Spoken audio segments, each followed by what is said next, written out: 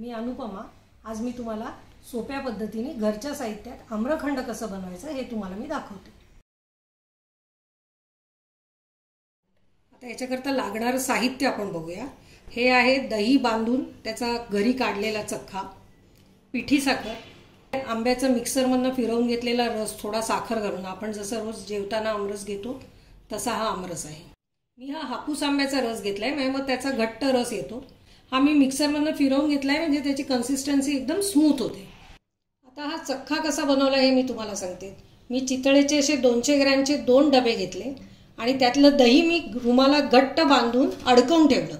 6 तासांनी निथळल्यानंतरचं त्याचं हे पाणी आहे आणि हा चक्का आहे। हे पाणी सुद्धा अतिशय पौष्टिक असतं, त्यामुळे हे टाकून नाही द्यायचं। एक तर याचे कणिक भिजवू शकता, भाजी आमटीला घालू शकता किंवा ताकात सुद्धा तुम्ही हे पाणी वापरू शकता। हे अतिशय पौष्टिक आहे, त्यामुळे हे टाकून द्यायचं नाही। आता आपण कृतीकडे वळूया। हा चक्का आहे, आपण एका मोठ्या बाउलमध्ये काढून घेऊ। तो चांगला असा मोकळा करून घेऊ। आता आपण हा चक्का त्याच्या गुठुळ्या सगळ्या मोडून टाकायच्या। पूर्ण आपण अशा त्याच्या गुठुळ्या मोडून चांगलं एकजीव झालं पाहिजे। ते जास्ती प्रमाणात आपण करतो तेव्हा हे पुरण यंत्रात फिरवून घ्यायचं, म्हणजे मग गुठुळ्या एकसारख्या सगळ्या सहजपणे मोडून निघतात। हे थोड्या प्रमाणात आहे म्हणून मी आता चमच्याने गुठुळ्या मोडून घेते। हा आता आपला चक्का एकजीव करून झालेला आहे। हे तुमच्या नेहमीच्या श्रीखंडाचा हा बेस तयार आहे।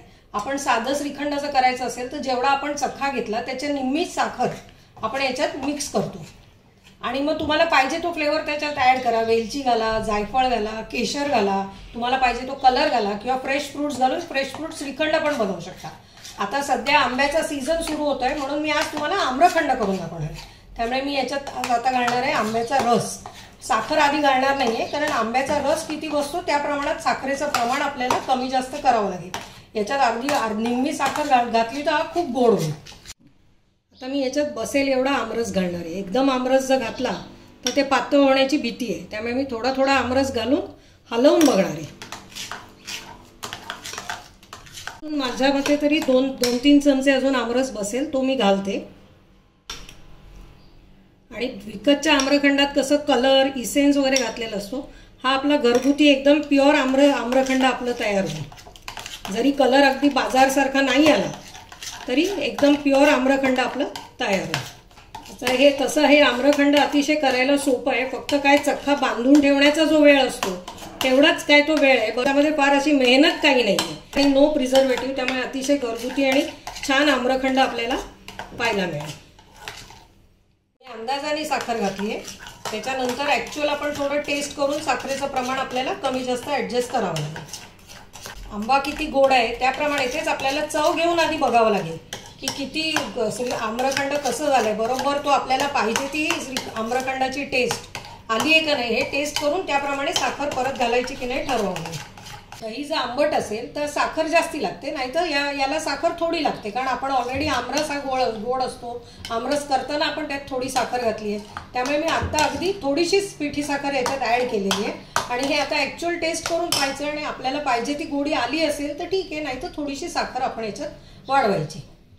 मी चव घेऊन बघितली आहे, याच्यात मी आता 1 चमचा आमरस वाढवतीये आणि थोडी 1 चमचा साखर पण वाढवते, म्हणजे मग ती टेस्ट परफेक्ट होऊन जाईल।